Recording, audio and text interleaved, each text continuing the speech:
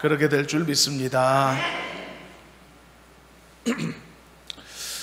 우리는 지난주 본문 말씀을 살펴보면서 수가성 여인을 만나기 위해 사마리아로 가시려고 했던 예수님의 모습을 보았었죠. 그리고 그것을 통해서 한 사람의 영혼의 구원을 위해 하나님이, 예수님이 얼마나 놀랍게 역사하시는가를 살펴보았습니다. 그것을 잘 깨닫지 못하는 일반적인 사람들은 모든 그 일들을 우연으로 생각하기 십상이라고 했지만, 그래서 그 가치를 이해하지 못하는 경우가 많지만, 하나님은 나와 같은 이 한 사람의 평범한 영혼의 구원을 위해 이 엄청난 가치를 위해서 수없이 인내하시고 참으시며 그 시간 그때를 기다리시다가 결국은 그 뜻을 이루신다라고 하는 말씀을 살펴보았습니다. 그 한 영혼의 구원이라고 하는 주제를 말씀하시기 위해서 오늘 본문 말씀에 등장시키게 되는 주인공이 바로 수가성의 여인이라고 불리웠던 한 사마리아 사람인 것입니다. 이 여인은요, 성경에서 이 차지하는 비중이 상당히 큽니다. 왜냐하면 한 장 전체가 이 여인의 이야기로 되어 있으니까. 그럼에도 불구하고 이 여인은 이름조차 성경에 언급되어 있지 않을 만큼 평범하고 주목받지 못하는 인물이었음을 보게 되는 것입니다. 성경에는요, 사마리아 여인보다 훨씬 더 비중이 떨어진 인물조차도 그들의 이름이 기록된 사례가 여러 군데 나옵니다. 구레네 시몬 같은 사람, 예수님의 십자가를 짊어지고 사라진 사람, 또는 말고라고 하는 사람, 베드로의 휘두른 칼에 귀가 떨어져 부상당한 사람, 이런 사람들은 이름과 함께, 그 일과 함께 성경에 사라진 인물이죠. 그런데 이 사마리아 여인은 그보다 훨씬 중요한 인물임에도 이름조차 없는 것입니다. 이름의 기록 여부가 모든 것을 다 말해주는 것은 아니겠지만, 분명한 사실은 이 여인은 그다지 사람들이 주목하지 않는 평범하다 못해 비천한 여인이었을 것이라는 사실입니다. 그럼에도 불구하고 예수님은 이 여인 한 사람을 만나시기 위해 저 멀리 유대 땅에서 굳이 이 사마리아까지 오시게 되었다는 이야기죠. 게다가 교통수단이 원활했던 것도 아니고 몇 날 며칠을 종일 걸어 그 먼 길을 찾아오셨다는 말입니다. 이 놀라우신 예수님의 열심, 그리고 그 일을 반드시 이루어야 되겠다라고 하시는 강한 의지, 이것은 예수님이 얼마나 하나님이 계획하신 뜻대로 움직이셨는지를 보여주는 굉장히 큰 증거이기도 한 것이고, 또한 이것은 예수님이 나와 같은 평범한 한 영혼을 구원하시는 일을 얼마나 중요하게 여기시는가, 얼마나 귀하게 여기시며 열심을 내시는가를 보여주는 중요한 사례이기도 한 것입니다. 그래서 우리는 우리 자신들도 바로 예수님의 이 강한 열심과 지극한 사랑의 대상이 되고 있다는 사실을 잊어서는 안 될 것입니다. 오늘 찬양대가 찬양했지 않습니까? 우리 모두는 다 예수님을 필요로 한다고요. 예수님만이 우리의 구원이 되시고 예수님만이 우리의 이 도움이 되시기 때문에 우리는 예수님의 도우심이 필요하지 않는 사람이 없다는 것입니다. 주님의 도우심만을 바라며 주님만이 나를 도우실 수 있다는 것을 기억하며 오직 더 주님을 기대고 의지하고 붙잡는 복된 성도가 되시기를 주님의 이름으로 축원합니다. 이제 오늘 우리는 이 수가성의 여인의 모습을 잠시 보면서 오늘날에도 예수님이 만나시고자 하셨던 사람들이 누구인가, 예수님 안에서 그리고 우리는 무엇을 기대할 수 있는가, 어떤 회복과 어떤 치유와 어떤 하나님의 은혜를 소망할 수 있는가를 함께 살펴보도록 하겠습니다. 미국의 남북전쟁이 발생했던 당시에 한 번은 링컨이 많은 부상병들이 수용되어 있는 야전병원을 방문하게 됐는데, 그때 그 병원을 책임지고 있던 병원장이 이 링컨을 안내하면서 이런 말을 했다라고 합니다. 우리 병원에는 아주 능숙한 의사들이 많이 있기 때문에 병사들을 많이 치료하고 많은 사람들을 살려냈습니다 라고 자랑을 했습니다. 그런데 바로 그 순간에 한 군의관이 병원장을 급하게 찾아오더니 어제 수술을 잘 받았던 병사 한 사람이 무슨 이유에서인지 스스로 목숨을 끊었습니다 라고 말해주는 겁니다. 이 보고를 옆에서 함께 듣던 링컨이 그런 말을 했다고 하죠. 과연 당신이 말한 대로 당신들의 의술은 훌륭합니다. 그러나 육체는 잘 치료할 수 있었지만 마음의 치료에는 실패를 했군요 라고 말이죠. 여러분, 몸에 입은 부상을 치료하기 위해 큰 수술은 잘 치루었지만 그의 마음의 상처는 누구도 치료하지 못했다는 이야기입니다. 그의 마음의 상처가 부상을 입어 장애를 얻은 사람의 좌절감이었는지, 아니면 전쟁의 참상을 겪으면서 마음의 병이 얻어졌던 것이었는지는 모르지만 분명한 사실은 그 누구도 그 병사의 마음의 상처, 그 깊은 트라우마는 치료받지 못했다는 것인 사실인 것이죠. 그리고 그것이 그를 죽음에 이르게 했다라고 하는 것입니다. 사랑하는 여러분, 우리에게 있어서 진정한 치료는 어디에 있는 것일까요? 진정한 회복은 어디에서부터 찾을 수 있는 것일까요? 그것을 이 세상에서 찾는 것에는 한계가 있지 않던가요? 요즘에도 뉴스를 보면 사람의 질병이나 어떤 장애의 문제를 획기적으로 치료할 수 있는 신약이 나오게 됐다, 또는 나오기 직전이다, 이런 뉴스들이 굉장히 자주 등장하는 것을 봅니다. 사람의 체중을 획기적으로 줄여주는 알약이 출시되었다든지, 탈모의 문제를 완벽하게 해결해주는 근원적인 약이 발명되었다든지, 이런 뉴스들이 나오는데 얼른 그런 약을 좀 사용하고 싶다라는 생각이 들다가도 뭐 그렇다고 해서 이 세상이 더 행복해질 것인가 라는 질문을 해보면 답을 내리기 어렵다라는 생각이 들기도 합니다. 그렇다면 진정한 치유란 어디에 있는 것일까요? 어디에서 찾을 수 있을까요? 프랑스의 한 유명한 외과 의사가 자기가 평소에 늘 하던 말을 자기 비문에 적어달라고 부탁하고 죽었다고 합니다. 그 내용은 나는 평생 환자들의 상처를 싸매어 준 것이지만 하나님께서는 그들의 상처를 고쳐주셨다 라고 하는 비문을 남겼다고 합니다. 우리가 이 세상에서 기대할 수 있는 것이 있다면 싸매어 주는 일 정도밖에는 더 나가지 않지 않겠는가? 그나마 이것도 항상 기대할 수 있는 것도 아니지 않습니까? 그러나 우리가 하나님 앞으로 나아가게 될 때는 우리는 싸매어 주는 일 정도를 기대하는 것이 아니라 완전한 치료를 기대할 수 있는 것이 아니겠습니까? 왜냐하면 하나님은 그렇게 하실 수 있는 분이기 때문인 것이죠. 야구나 축구 같은 스포츠 경기를 보다 보면 선수가 부상을 당해 그라운드에 쓰러지는 경우들이 많죠. 그러면 바깥에 있던 치료팀들이 급히 장비를 어깨에 메고서 서너 명이 급하게 뛰어서 그 선수에게 달려가지 않습니까? 그렇게 달려가는 모습을 보면 뭔가 믿음직스러운 생각이 들고, 아, 그 사람들 대단하다 이런 생각이 들기도 하는데, 그런데 재미있는 것은요, 그 치료팀들이 그렇게 거창하게 들쳐매고 열심히 달려가서는 기껏 하는 일을 보면은 스프레이 파스 뿌려주는 것밖에 못하더라고요. 그게 전부 할 수 있는 일의 전부인 것이죠. 대단한 일을 하는가 하지 못합니다. 다리를 걸려 넘어져도 스프레이 뿌리고, 손목을 다쳐도 스프레이 뿌리고, 어디가 까졌어도 스프레이 파스, 무조건 파스를 뿌리는 겁니다. 하기야 여러분, 그 자리에서 할 수 있는 것이 얼마나 되겠습니까? 제 아내도 제가 가끔 허리 아프다, 어디 쑤시다 그러면 기껏해서 하는 말이 파스 붙여줄까요? 라는 말밖에 못하더라고요.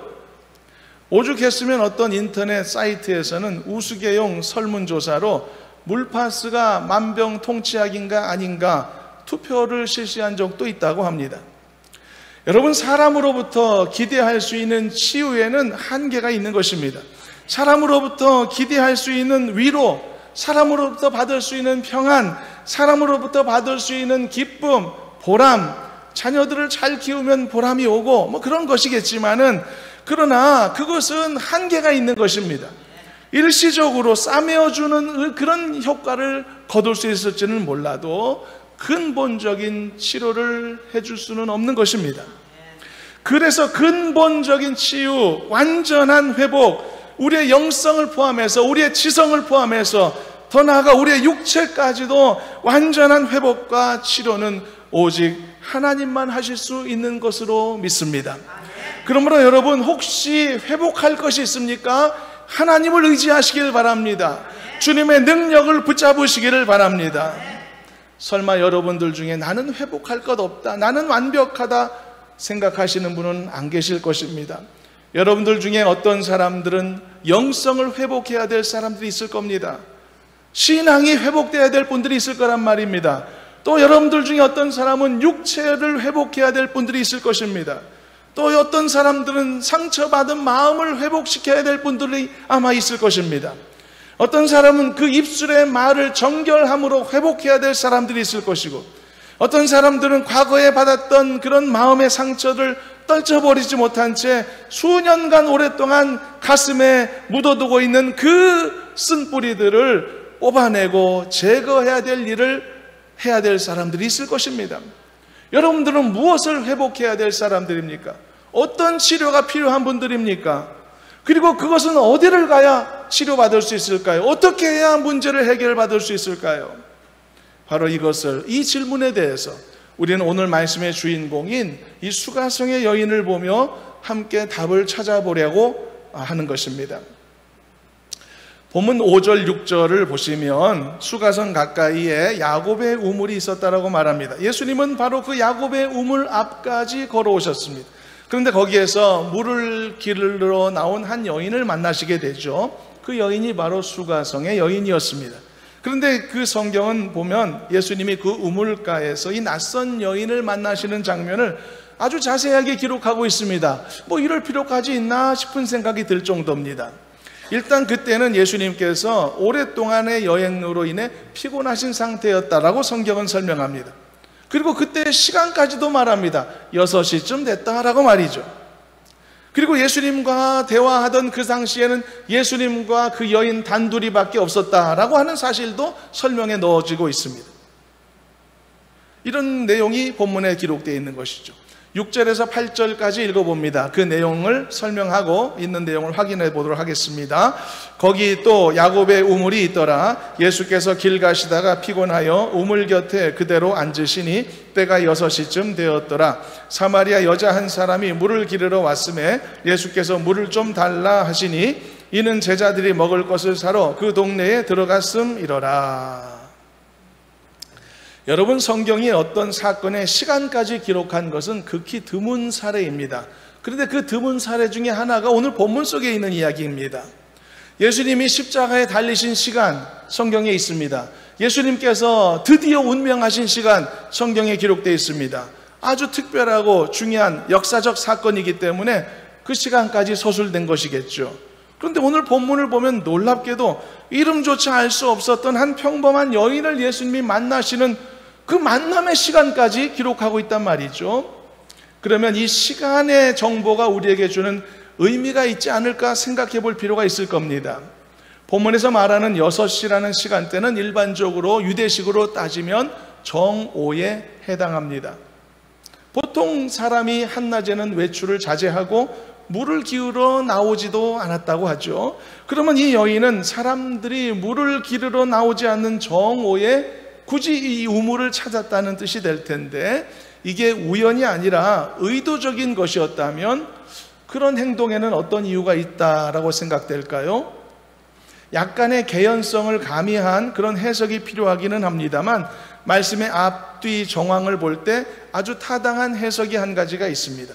그것은 이 여인이 많은 사람들의 눈을 피해서 사람들이 별로 왕래하지 않는 이 정오의 시간에 굳이 물을 길러 나왔으리라는 예상입니다. 그렇다면 이 여인은 어떤 종류의 사람이었을까요? 예수님이 만나셨던 이 수가성의 여인이 어떤 사람인가는 16절, 18절에 있는 예수님과의 대화의 내용을 빼놓고는 설명하기가 어렵습니다. 이 말씀 우리가 읽어볼 텐데 이것은 오늘 본문은 아니지만, 오늘 본문이 너무 길어서 제외한 것이지만 이 시간에 한번 읽어보겠습니다. 또 몇 가지 사실들을 유추할 수 있는 내용까지 등장하니까요. 16절부터 18절 말씀을 함께 합독해 보시도록 하겠습니다. 자, 읽어봅니다.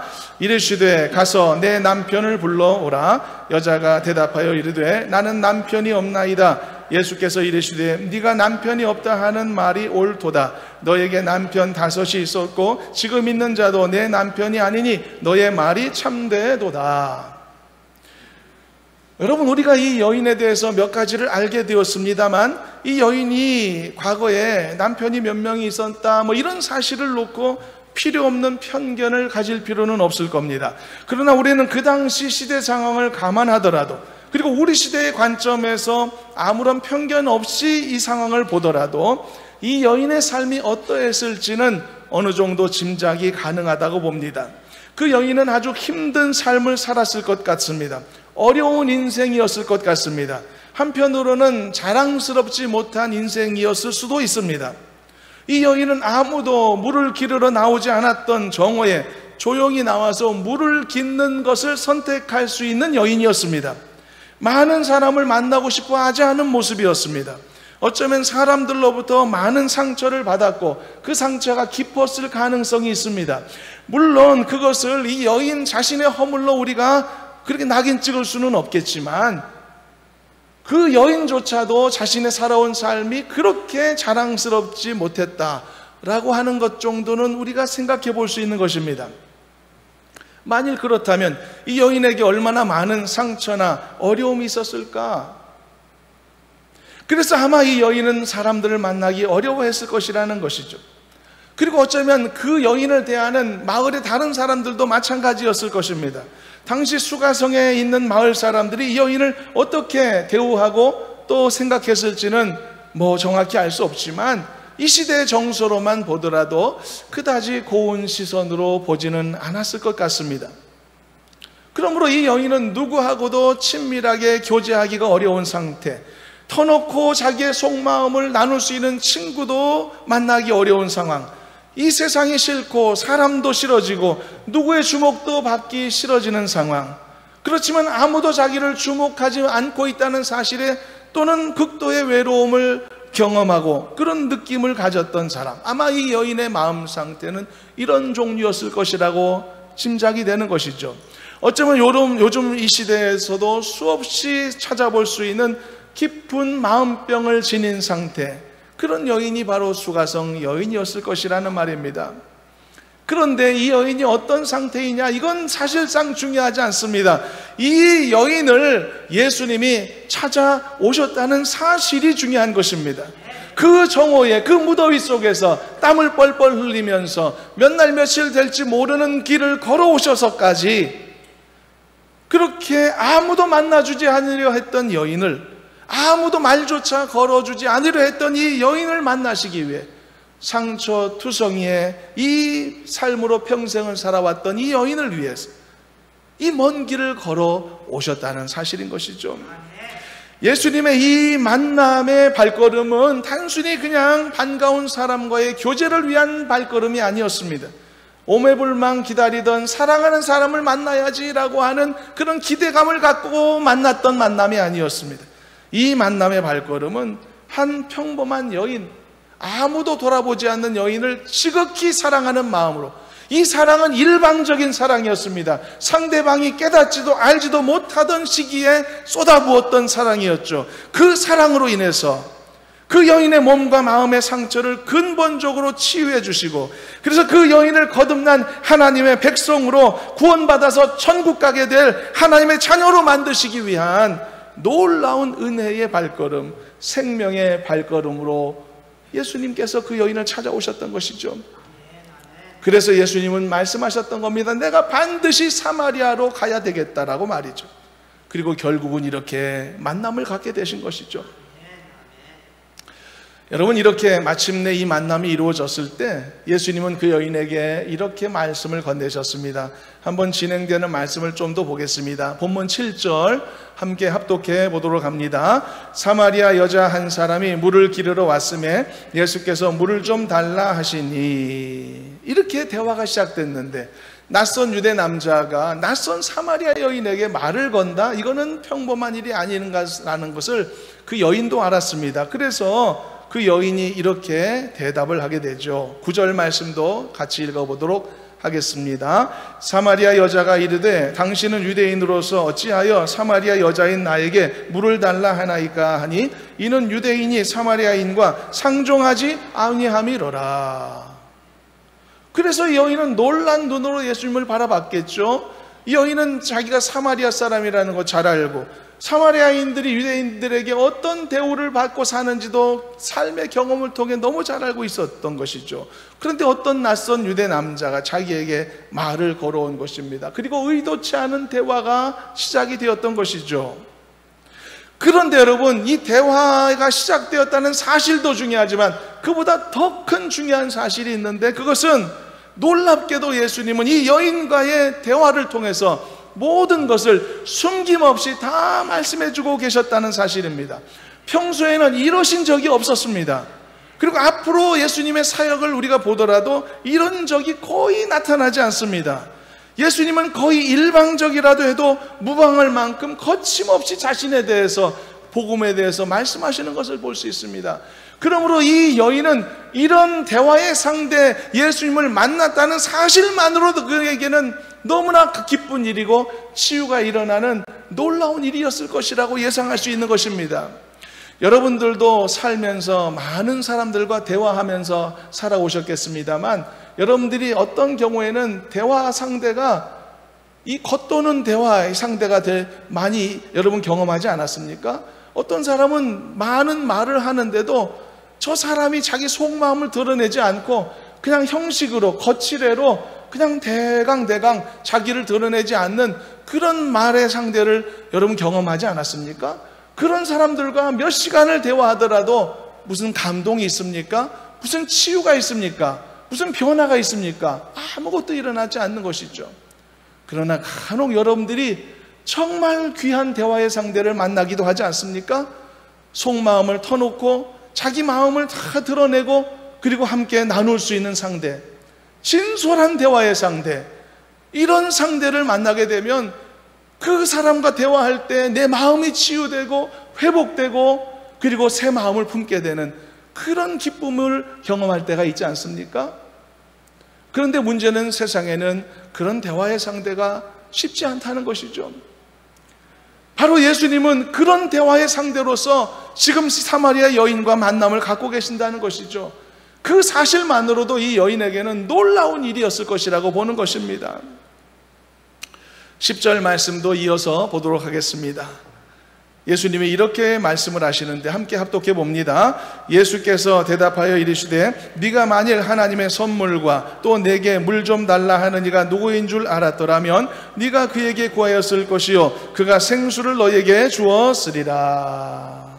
자, 예수님은 이렇게 쉽게 말하면 이런 말씀한 겁니다. 너는 내가 누군지 모를 거야. 이런 말씀한 겁니다. 너 내가 누군지 모르지? 너는 내가 누군지 모를 거야. 여러분, 이 말씀이 어떤 뉘앙스를 품었다고 생각하십니까? 이 말씀은요, 자신을 감추려는 의도를 지닌 말씀이 아닌 것이죠. 이 말씀은 오히려 자기를 드러내기를 지금 원하시려는 마음을 가지신 것으로 봐야 되는 진술이 아닐까요? 예를 들어서 이게 얼마짜리인지 알아? 이런 말을 누가 했다면 그 뜻은 무슨 뜻이죠? 얼마짜리인지 가르쳐 주겠다는 뜻 아닙니까? 얼마짜리인지 좀 물어봐 달라는 이야기 아닙니까?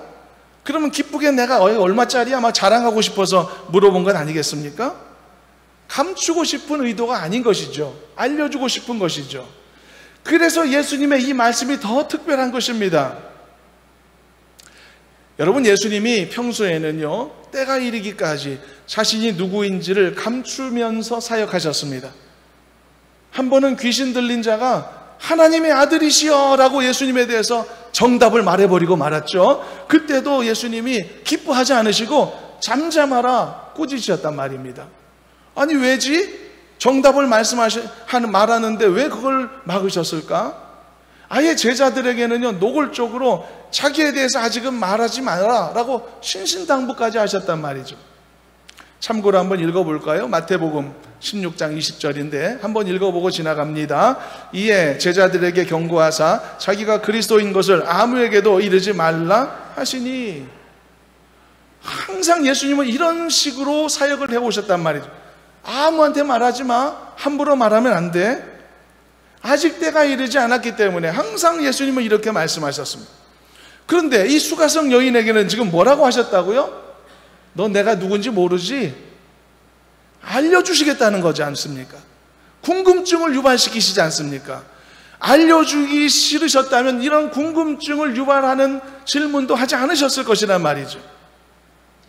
그래서 결국 예수님은 그 자리에서 거침없이 입술을 떼시는데 놀랄만한 말씀들을 쏟아부으셨습니다. 본문 13절 14절도 읽어보도록 하겠습니다. 함께 합독합니다. 예수께서 대답하여 이르시되 이 물을 마시는 자마다 다시 목마르려니와 내가 주는 물을 마시는 자는 영원히 목마르지 아니하리니 내가 주는 물은 그 속에서 영생하도록 솟아나는 샘물이 되리라. 여러분, 다른 곳에서는 예수님이 이런 말씀 하신 적이 없습니다. 게다가 지금은 예수님의 사역의 초창기이기 때문에 더더욱 자신을 드러내시는 말씀을 하지 않으신 때였습니다. 그런데 어떻게 이런 말씀을 하셨을까?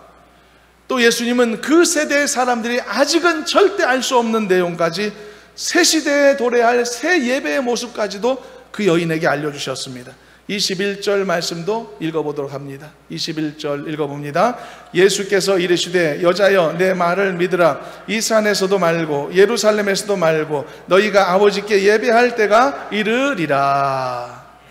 사마리아인들이 당시에는 그리심산에서 예배드렸고 유대인들은 당시 예루살렘에 모여 예배드렸지만 그 예배들이 다 패하게 될 거다. 이제부터는 장소가 중요한 게 아니라 누구라도 언제라도 온전하고 진실된 마음만 가지고 있다면 어디든 드리는 예배를 하나님은 다 기쁘게 받으실 것이다. 그런 시대가 오게 될 것이다. 놀라운 예배의 혁명과도 같은 이런 메시지, 엄청난 내용을 예수님은 이 한 상처투성이의 이 평범한 멸시받는 여인에게, 이름도 모를 여인에게 선포하셨던 것입니다. 그리고 우리가 너무나 잘 알고 있는 예배에 대한 새 지평을 여는 말씀까지 23절 24절도 읽어보도록 하겠습니다. 함께 합독합니다. 아버지께 참되게 예배하는 자들은 영과 진리로 예배할 때가 오나니 곧 이때라. 아버지께서는 자기에게 이렇게 예배하는 자들을 찾으시느니라. 하나님은 영이시니 예배하는 자가 영과 진리로 예배할지니라. 그리고 마지막에 결국 예수님은 처음부터 그런 의도를 가지셨던 것처럼 자신이 누구이신지를 과감하게 그 여인 앞에 드러내시게 됩니다. 우리가 읽은 지금까지의 말씀 중에 가장 충격적인 말씀, 놀랄 노자의 말씀 25절 26절도 함께 읽어보겠습니다. 읽어봅니다. 여자가 이르되 메시아 곧 그리스도라 하는 이가 오실 줄을 내가 아노니 그가 오시면 모든 것을 우리에게 알려주시리이다. 예수께서 이르시되 네가 말하는 내가 그라 하시니라. 여러분, 그때까지 예수님은 아무에게도 이렇게 직선적으로 자신을 드러내신 적이 없었단 말입니다.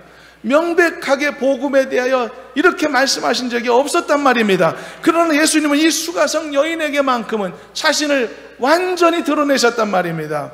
예수께서 이르시되 내가 그리스도다. 내가 바로 그다.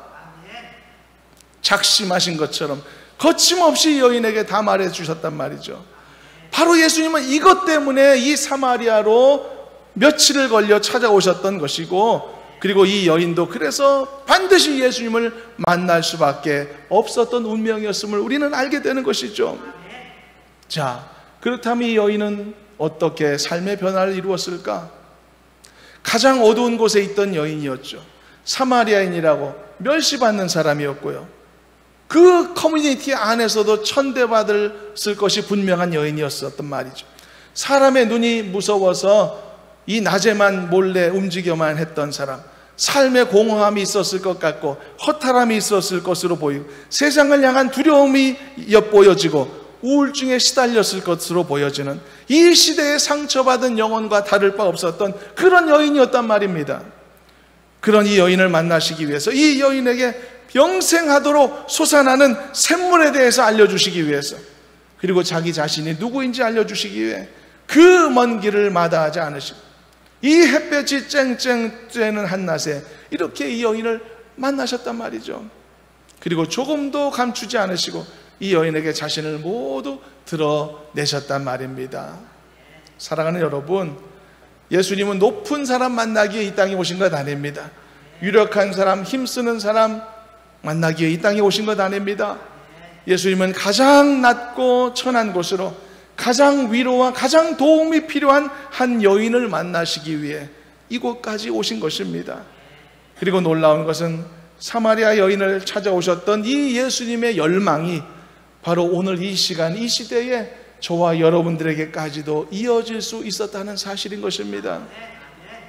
사랑하는 여러분들은 예수님을 만나셨습니까? 여러분들은 예수님을 나의 주 나의 하나님으로 고백하는 성도가 되셨습니까? 그래서 여러분들은 오늘 당장 이 세상을 떠난다고 해도 천국 갈 믿음과 그리고 담대함이 여러분들에게 주어져 있습니까? 감사하시길 바랍니다. 영광 돌리시길 바랍니다. 여러분들은 수가성의 그 여인처럼 여러분들을 찾아오신 예수님을 만난 사람들이기 때문입니다. 그리고 혹시 여러분들 중에 더 깊은 만남이 필요하다고 생각되는 분이 있습니까? 더 깊은 만남이 필요할 만큼 여러분들의 삶에 어떤 결핍이 있습니까? 어떤 궁핍함이 있습니까? 어떤 아픔이나 상처나 질병이 있습니까? 그렇다면 더 깊이 예수님을 만나시기를 바라고 그 안에서 치유하시고 회복하게 하시는 은혜를 더 깊이 경험하는 하나님의 은총이 있기를 주님의 이름으로 축원합니다. 어디 가서 치유받겠습니까? 어디 가서 회복받을 수 있겠습니까? 세상에서는 싸매어주는 것밖에 할 수 없습니다. 진정한 치유는 하나님으로부터 일어나는 줄로 믿습니다. 지난주에 제가 오래된 옛 친구 목사님들과 함께 모임을 가졌는데 그 한 목사님 중에 자기 이 누님, 나이 많은 누님 권사님 이야기를 하는 거예요. 그 누님 권사님이 건강하게 사시고 믿음으로 잘 사셨는데 갑자기 암에 걸려서 암 진단을 받아서 병원에 가보니 사진을 찍어보니 온몸에 퍼졌다는 거예요. 그런데 이 암 치료를 하기로 이렇게 해서 항암을 몇 차례 했다고 합니다. 그렇게 한 다음에 병원에 가서 사진을 찍어봤는데 암세포가 거의 다 없어졌다는 거예요. 병원에선 이건 기적 같은 일이다라고 하면서 다 놀라워했다고 합니다. 그러면서 사진까지 찍어서 저희들한테 보여줬거든요. 첫 사진을 보니까 온 몸이 다 이렇게 이 흔적이 막 있고 짙은데 나 두 번째 사진을 보니까 그렇게 깨끗하고 거의 남지 않았더란 말이죠. 어떻게 이런 일이 일어났을까? 온전한 치유와 치료가 어떻게 세상에서 어떻게 다른 것으로부터 말미암을 수 있을까? 오직 소망은 주께밖에 없는 줄로 믿습니다. 오직 하나님만이 내 문제를 해결하실 수 있고 내 인생의 문제, 내 삶의 문제, 내 육체의 문제까지도 오직 하나님만이 해결하실 수 있는 줄로 믿습니다. 그러므로 우리는 반드시 주님을 만나야 됩니다. 우리에게 다가오신 주님을 만나야 되고 영접해야 되는 것입니다. 그리고 삶을 살면서 어떤 필요나 어떤 상황에 따라 더 절박한 상황이 오게 된다면 더 깊이 주님을 만나셔야 됩니다.